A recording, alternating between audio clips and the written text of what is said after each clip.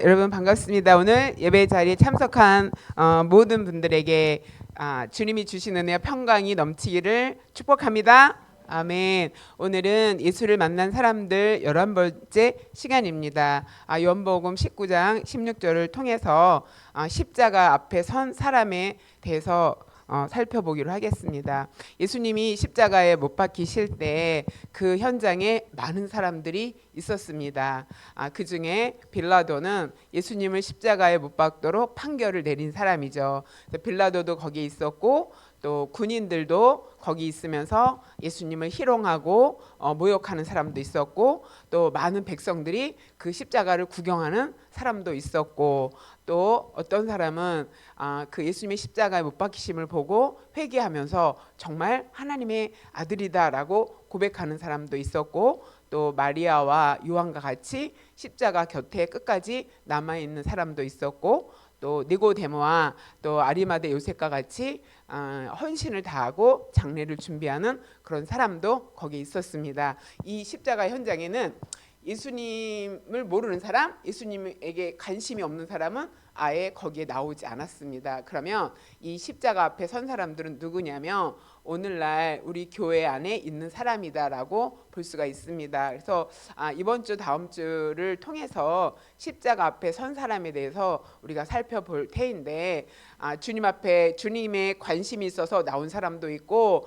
흠집을 잡으려고 나온 사람도 있고 또 종교 지도자들은 예수님을 팔아 넘기는 사람도 있고 여러 사람들이 많이 있습니다. 그래서 우리 교회 안에도 이렇게 십자가 앞에 선 사람과 같은 여러 사람의 그 성도들이 있다라는 것을 기억하면서 나는 어떤 사람인가 내지는 나는 어떤 사람이 되어야 되는가를 한번 살펴보기로 하겠습니다. 오늘은 빌라도에 대해서 한번 같이 생각해보는 시간이 되기를 소망합니다. 요한복음 19장 16절에 보면 이에 예수를 십자가에 못 박도록 그들에게 넘겨주니라. 빌라도가 마지막 예수님을 심판해서 판결한 다음에 군인들에게 또 유대 백성들에게 넘겨주는 것을 볼 수가 있습니다. 그러면 빌라도는 그 예수님과 가장 가까이 만났으면서 예수님을 믿지 못하고 진리를 깨닫지 못하고 진리를 발견하지 못했습니다. 왜 빌라도는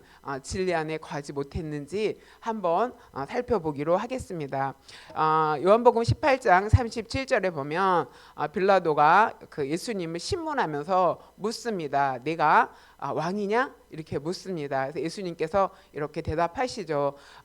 내 말과 같이 내가 왕이다. 이렇게 말하고 있어요. 그러면서 예수님이 내가 이를 위해서 태어났고 이를 위해서 세상에 왔다. 이렇게 말해요. 내가 왕이다라는 것은 하나님의 나라를 의미하고 있습니다. 그래서 빌라도는 예수님이 유대인의 왕으로 오신 것으로 생각했어요. 그런데 예수님은 내가 세상의 왕으로 왔지만 내 나라는 하나님의 나라는 세상의 나라와 같지 않다 하면서 왕이라는 것을 말씀하고 있습니다. 그래서 빌라도는 예수님이 그 하나님 나라에 그다음에 이 땅에 왕으로 오셨다라는 것을 알았어요. 내가 이것을 위해서 세상에 왔고 그다음에 진리에 대해서 증언하러 왔다. 예수님이 이렇게 말씀하셨습니다. 그러면서 진리에 속한 자는 내 음성을 듣는다 이렇게 말했어요. 그러니까 빌라도는 예수님과 함께 1대1로 재판하는 과정에서 하나님의 나라에 대해서 들었고 진리에 대해서 들었어요. 그러면서 진리에 속해야지 내 음성을 들을 수 있고 내 음성에 순종할 수 있고 내 음성과 하나님의 뜻을 알 수 있다라는 의미로 이렇게 말을 했어요. 그런데 빌라도는 이렇게 말하죠. 진리가 무엇이냐 이렇게 질문을 했어요. 그래서 빌라도는 진리에 대해서 들었고 진리가 무엇이냐 하면서 질문을 했지만 이 질문에서 끝나고 더 깊이 진리에 대해서 알려고 하지 않았습니다. 그래서 진리가 무엇이냐라는 질문을 남기고 유대인들에게 나가서 이렇게 말했죠. 나는 예수에게 아무 죄도 찾지 못했다 이렇게 말하고 있습니다. 자, 빌라도는 어떤 사람이냐면 진리를 알았지만 외면한 사람이었어요. 그러니까 예수님과 직접 진리이신 예수님과 만났고 대화했고 하나님의 나라에 대해서 진리에 대해서 들었지만 그 진리를 자기의 것으로 삼지 못하고 받아들이지 못했습니다. 그 다음에 마태복음 27장 19절에 보면 총독이 그러니까 빌라도가 재판석에 앉아 있을 때 그의 아내가 사람을 보내서 이제 메시지를 전했다 이렇게 나옵니다. 뭐라고 얘기하냐면 저 옳은 사람에게, 그러니까 예수님을 그 빌라도의 아내는 옳은 사람이라고 알고 있고 그렇게 생각했어요. 그러면서 저 옳은 사람에게 아무 상관도 하지 마옵소서, 잘못된 판결을 내리지 마옵소서라고 사람을 보내서 메시지를 전했어요. 그러면서 뭐라고 얘기하냐면 내가 꿈에 그 사람으로 인해서 예수님을 인해서 애를 많이 썼다. 그래서 꿈에 그 아내가 경고를 받았어요. 그 예수님을 재판에 넘기지 말고 잘못된 결론을 재판의 결과를 내지 말라라는 것을 이 아내가 깨닫고 내가 꿈을 꿨는데 많이 힘들었다. 그러니까 예수님에게 잘못된 판결을 내리지 말라고 전했죠. 자, 하나님은 이렇게 꿈을 통해서 역사하십니다. 그래서 아내를 통해서 하나님이 빌라도에게 기회를 주신 거예요. 첫 번째는 예수님을 만나서 진리의 소식을 듣고 진리가 무엇인지 알게 되는 그런 첫 번째 기회가 있었고, 두 번째로는 그 빌라도의 아내를 통해서 꿈으로 주님이 말씀하신 것을 볼 수가 있습니다. 그래서 조심해라, 잘못된 판결 내리지 마라, 이런 말을 들었습니다. 그래서 하나님은 꿈을 통해서 말씀하시죠. 요셉이 꿈을 꿨잖아요. 요셉이 꿈을 꾸면서 앞으로 어떻게 될 것인가에 대해서 요셉이 알았죠. 그 다음에 동방 박사들이 꿈을 꾸고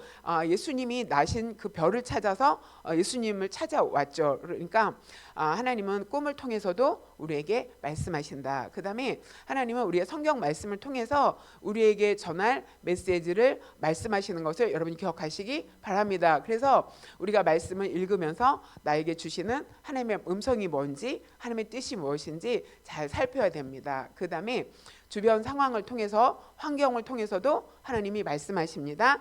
또 나와 가까운 내 주변 사람을 통해서 하나님이 말씀하시는데, 옛날에 제가 그 친구에 대해서 꿈을 꾼 적이 있어요. 내 친구에 대해서 꿈을 꿨는데 그 친구가 이제 결혼을 했는데 교회를 잘 못 나가고 있었어요. 그런데 저희 모교에서 그 친구도 나도 주일학교 교사를 하고 있었거든요. 근데 내가 이렇게 꿈을 꾸는데 그 친구가 교회 안에서 막 바들바들 이렇게 떨고 있었어요. 그런데 창문 밖에 어떤 사람이 이렇게 큰 눈으로 이렇게 안을 들여다보고 있는 꿈을 꿨어요. 그래서 이게 무슨 꿈이지?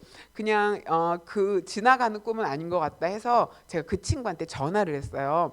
내가 꿈을 꿨는데 너가 그 이불 같은 걸 쓰고 교회 안에서 이렇게 떨고 있더라. 그런데 그 창문 밖에서 어떤 사람이 큰 눈으로 너를 쳐다보고 있는 꿈을 꿨다. 혹시 너 무슨 일이 있니? 이렇게 물어봤어요. 그때 그 친구가 아주 좀 오래된 이야기인데 남편이 이혼하자고 말을 한다. 근데 그 친구는 결혼할 때부터 내 사전에 이혼은 없다 이렇게 말하던 친구였거든요. 그러니까 그 말을 들은 것으로 인해서 이렇게 떨림이 있었던 거죠. 마음에 불안했던 것 같아요. 그래서 그것을 제가 꿈을 꾸고 전화를 해서 물어봤어요. 그랬더니 그런 상황이다 하면서 이제 이런저런 얘기를 하면서 기도해줘, 또 아니면 제가 그런 꿈을 꾼 거는 친구를 위해서 기도해라라는 의미가 거기에 담겨 있은 줄 믿습니다. 저도 꿈을 좀 많이 꿨어요. 최근에는 그렇게 꿈을 많이 꾸진 않았는데 전에는 누군가가 나를 좀 안 좋게 생각하고 나를 공격한다 그러면 꿈을 꾸면 큰 개가 막 나를 쫓아와요. 아니면 아주 귀여운 푸들 같은 개가, 그거는 나를 조금 힘들게 생각하는 사람이고, 그래서 내가 묵상을 해요. 누가 나를 어렵게 생각하지, 누가 나를 이렇게 힘들게 생각하지, 나를 공격하려고 하지, 이렇게 해서 묵상하면 누군지 다 알아요. 그러면 기도하는 거죠. 그래서 하나님이 미리 알려주신다. 근데 하나님이 그 빌라도의 아내를 통해서 꿈으로 경고하셨어요.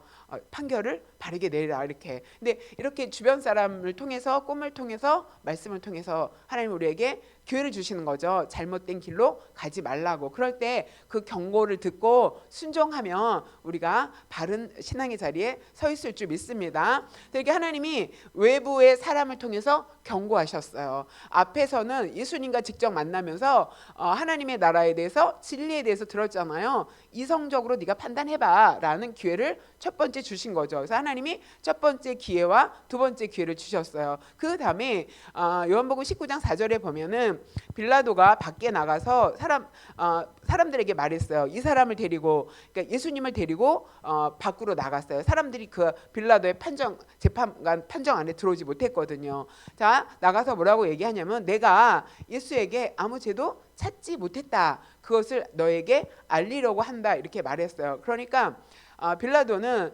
예수님과 질문하면서 대화하면서 또 신문하면서 예수님이 죄가 없다라는 것을 확신했어요. 자기 판단으로 이거는 유대인들이 시기하는 문제지 예수님이 죄가 있는 문제가 아니다라는 것을 알았어요. 그래서 무죄를 확신했어요. 이거는 뭐냐면 자기 판단이죠. 자기가 그 판단하는 자의 위치에서 조사한 결과 이거는 무죄다라는 것을 자기가 알고 있었어요. 그러니까 빌라도는 세 번의 기회를 하나님께 받은 거죠.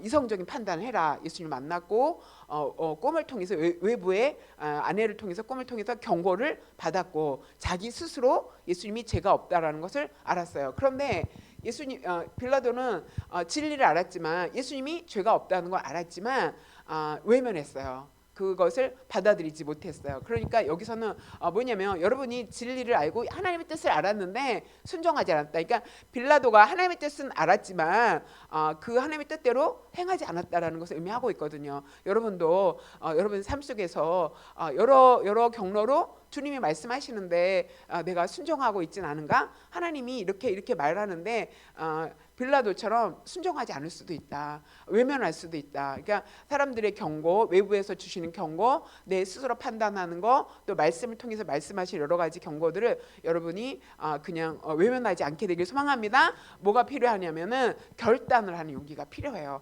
내가 진리 안에 속하겠다. 그런데 빌라도가 결단하지 못하는 것은 이 결단을 통해서 여러 가지 어려운 일이 있겠다라는 걸 알기 때문에 결단하지 못하는 거거든요. 그런데 여러분은 진리를 알았다면 진리 안에 속하기를 결단하게 되기를 소망합니다. 아멘. 그 다음에 요한복음 19장 6절에 보면 대제사장들과 아랫사람들이 예수를 보고 소리질러 이르되 십자가에 못 박으소서, 십자가에 못 박으소서. 계속 대제사장들이 아랫사람들을 막 시켰거든요.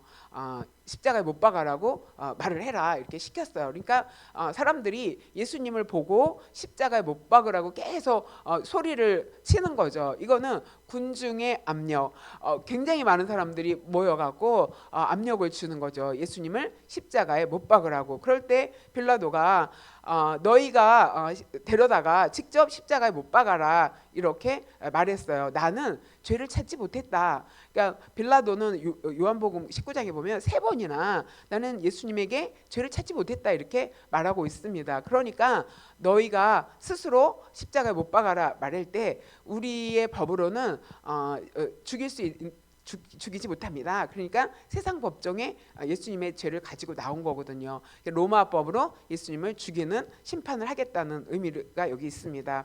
그런데 마태복음 27장 24절에 보면 아무 성과도 없이 도리어 밀란이 나려는 것을 보았다. 그러니까 그 빌라도는 소요가 일어나겠구나. 그리고 군중의 그런 소리의 압력 때문에 두려움을 느꼈어요. 이 두려움 때문에 진리를 선택하지 못하는 것을 볼 수가 있습니다. 그래서 빌라도는 두려움 때문에 진리를 선택하지 못하고 현실을 선택했다. 사람들의 요구를 선택했다라는 것을 여기서 의미하고 있습니다.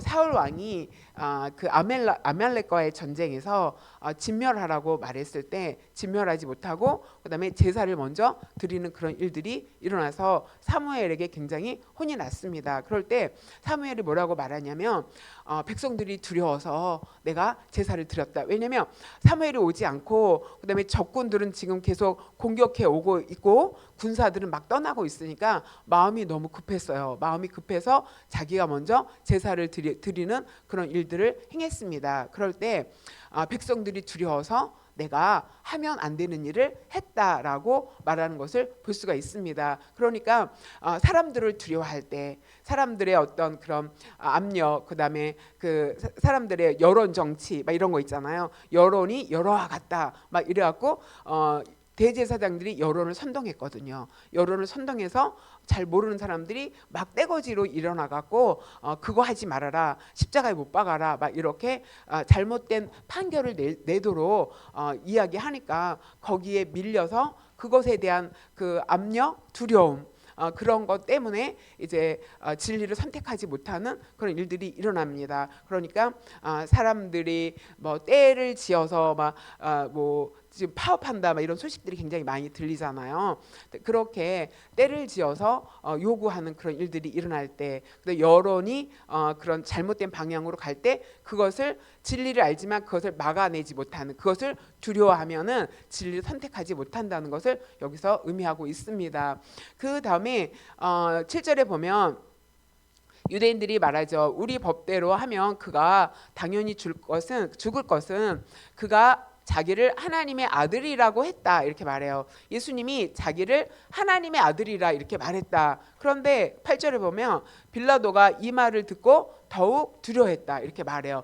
이 말을 듣고 두려워했다는 것은 예수님이 하나님의 아들일 수도 있겠구나, 그러니까 영적인 두려움을 가지고 있는 거예요. 자기는 정치적인 문제인 줄 알고 재판을 시작했는데 그 깊숙이 들어가 보니까 정치적인 문제가 아니라 종교적인 문제고 또 그 안에 영적인 문제라는 것을 들었어요. 그러니까 예수님이 하나님의 아들이라고 신적인 존재일 수도 있겠구나라는 것 때문에 두려움을 느꼈다는 것을 여기서 말해주고 있어요. 그러니까 빌라도 안에는 그 영적인 두려움도 그 안에 있었다 이렇게 말하죠. 자, 그래서 물어봤어요. 빌라도가 예수님께 물어봅니다. 너는 어디서부터 나왔냐 이렇게 물어보니까 예수님이 대답하지 않으셨다 이렇게 말해요. 그랬더니 빌라도가 또 이렇게 말하죠. 내가 너를 놓을 권세도 있고 너를 십자가에 못 박을 권세도 있다. 나에게 네가 죽고 사는 문제는 내 손에 있다. 나는 그런 권세를 가졌다 이렇게 말했어요. 그럴 때 예수님이 뭐라고 말씀해 주시냐면은 위에서 주지 아니하셨더라면, 하나님이 너에게 그런 권세를 주지 아니하였다면 나를 해할 권세가 없었을 것이다 이렇게 말해요. 이건 뭐냐면 모든 권세는 하나님으로부터 나온다. 그러니까 네가 로마의 권세에 두려워할 필요가 없다라는 의미가 여기 있거든요. 너에게 권세를 준 것도 하나님이고 로마의 권세도 그 로마가 집권해서 권세를 잡은 것도 하나님이 허락했기 때문에 그런 권세가 있는 거다. 그러니까 네가 권세에 휘둘리지 말아라. 그것이 하나님께 왔기 때문에 하나님께로 온 게 아니라 인간의 권세고 로마의 그 황제의 권세라고 생각했다면 두려워할 수 있지만 그 권세는 모두 하나님의 손에서 나오는 거다 이렇게 말을 했어요. 그러면서 예수님이 뭐라고 말씀하시냐면은 나를 너에게 넘겨준 자의 죄가 더 크다. 너도 네가 재판에서 십자가에 넘겨주면 너도 죄인이고 너보다 너를 십자가에 넘겨준 대제사장들의 죄가 더 크다. 그러니까 예수님의 십자가에 넘긴 사람들은 종교 지도자들이거든요. 이 종교 지도자들이 예수님을 십자가에 넘겼어요. 말세에 배도하는 때가 온다고 성경이 예언하고 있습니다. 그 배도하는 때에 앞장서는 사람이 누구냐면 종교 지도자인 줄 여러분이 기억하시기 바랍니다. 그래서 여러분이 종교 지도자를 잘못 만났다거나 종교 지도자의 잘못된 메시지를 들을 때 선동될 수 있다는 것을 기억하시기 바랍니다. 대제사장들의 여론 정치와 선동으로 인해서 예수님을 십자가에 넘기라고 많은 사람들이 군중이 걸기했던 모습을 볼 수 있듯이 마지막 때에 그 배도는 종교 지도자들에 의해서 그 밑에 있는 아랫사람과 같이 성도들이 그 말을 믿고 따르는 성도들이 가스라이팅 되어서 선동되어서 배도의 자리에 함께 넘어갈 수 있다라는 것을 여기서 말해주고 있습니다. 자, 그 빌라도는 군중에 대한 그 압박의 두려움도 있었지만 영적인 두려움을 가지고 있었어요. 그 다음에 이러므로 빌라도가 예수를 놓으려고 힘썼다. 그러니까 빌라도는 자기가 판단했잖아요. 무죄다. 이건 죄가 없다. 아내가 꿈을 꿨는데 해하지 말아라. 의로운 사람이다. 이런 말도 들었고 자기 판단도 했고 예수님도 만났고 종합적으로 자기가 판단했어요. 이건 아니다. 그래서 놓으려고 했는데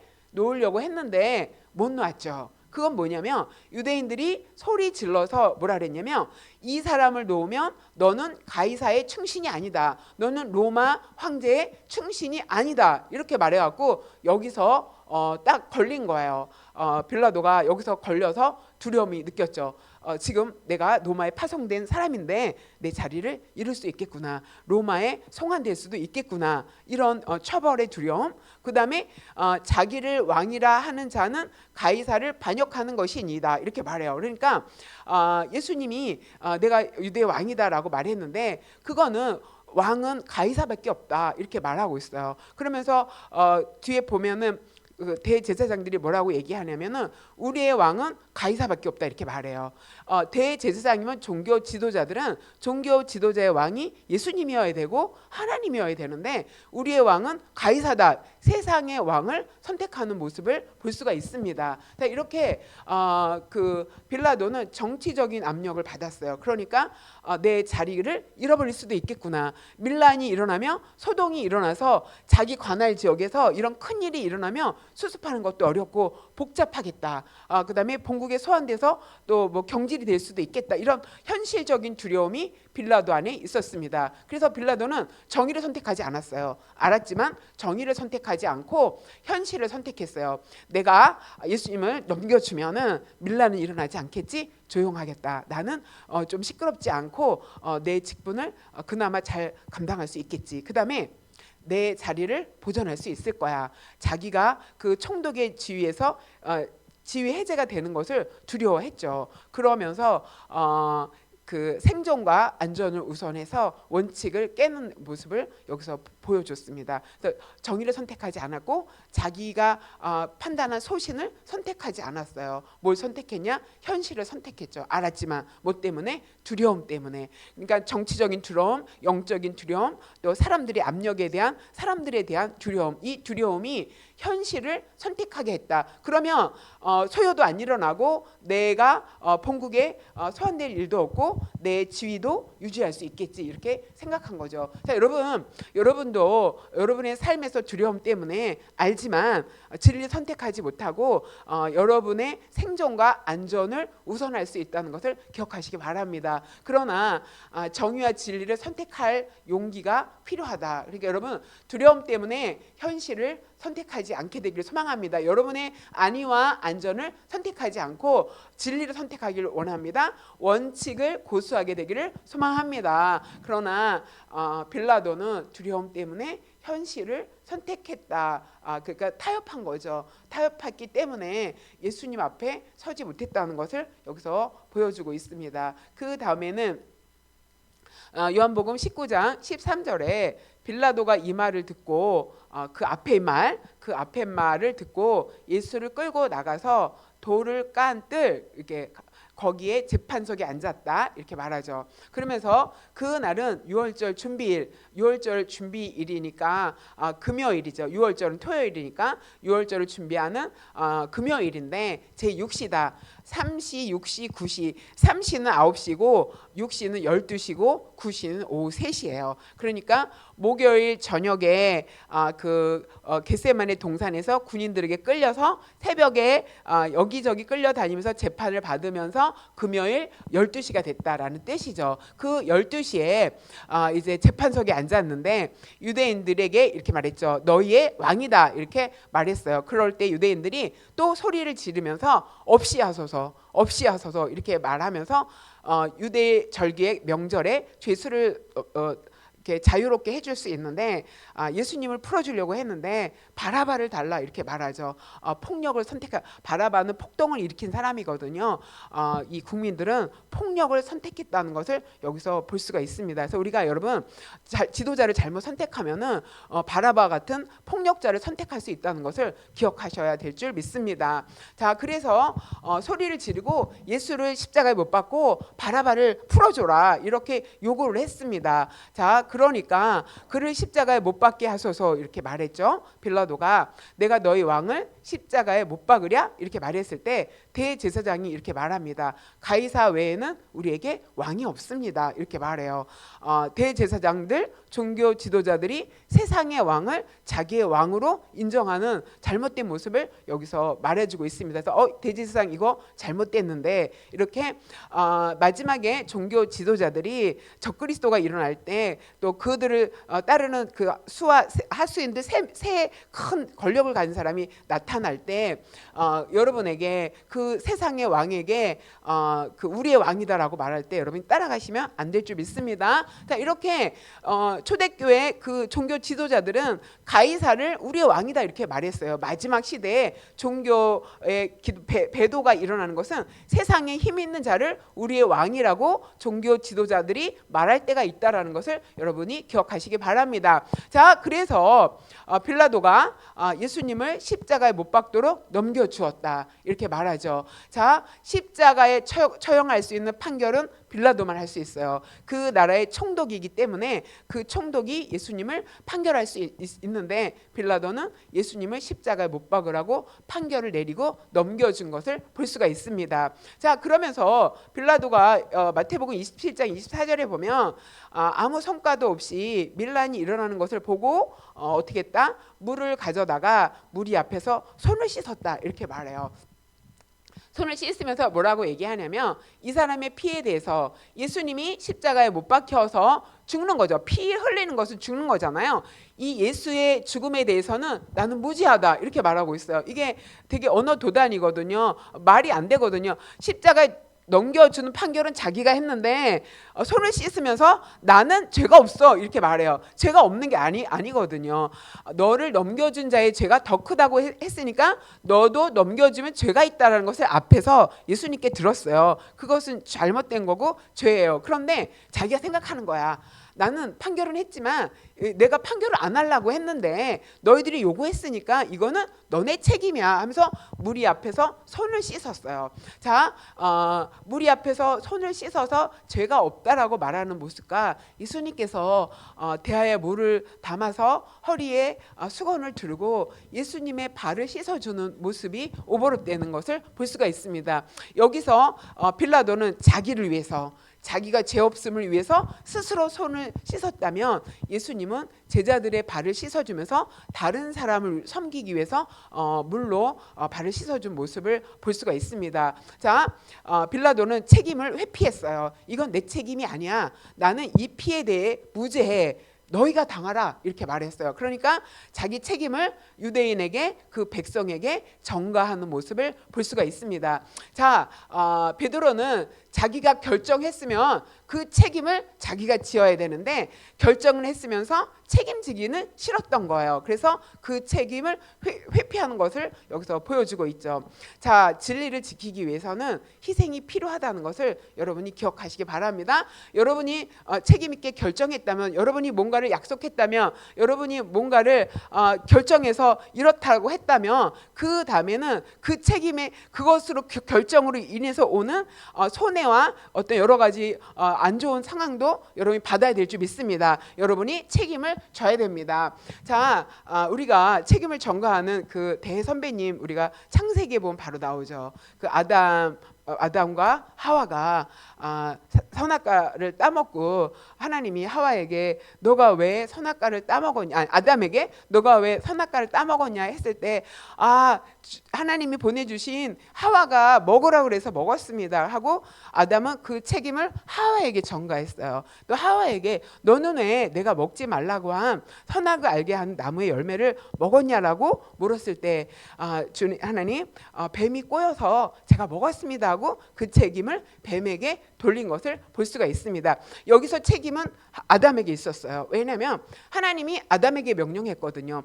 직접 하나님의 명령을 들은 사람은 아담이었어요. 그러면 하와가 그 사과를 가지고 먹으라고 권했다면 아니야, 하나님이 먹지 말라고 했으니까 먹으면 안 돼라고 말해야 될 책임은 하나님께 직접 말을 들은 아담인 줄 믿습니다. 그래서 아담이 책임지고 말을 했었고 거절을 했었어야 되는데 회피하다가 책임을 회피하다가 죄가 이 땅에 들어오는 그런 일들이 일어난 것을 볼 수가 있습니다. 자, 그런데 반대로 세례 요한은 그 왕이 잘못된 결혼, 동생의 아내를 취했잖아요. 동생의 아내를 취해서 잘못됐다고 바로 지적했거든요. 권력자 앞에서 두려워서 현실을 선택하지 않고 자기 안위와 자기 목숨을 구하기 위해서 현실을 선택하지 않고 회개를 외쳤죠. 자, 이렇게 우리가 책임을 내가 결정한 일에 대해서 책임을 질 때는 나에게 손해를 오는 일도 있고 거기에는 희생이 따르기도 한다는 것을 여러분이 기억하시기 바랍니다. 그러나 하나님께서는 그렇게 진리 안에서 자기의 책임을 지고 가는 사람에게는 희생이 있더라도 그 사람을 보호하고 그 마지막에 열매와 결실들을 아름답게 하나님이 채워주실 줄 믿습니다. 이래서 빌라도는 자기의 결정에 대해서 책임을 회피한 사람이었다. 그래서 십자가 앞에서 예수님과 진리와 대면했지만 진리를 받아들이지 못했다는 것을 여기서 볼 수가 있습니다. 말씀을 마무리하도록 하겠습니다. 우리 말씀을 마무리하면서 함께 기도하겠습니다.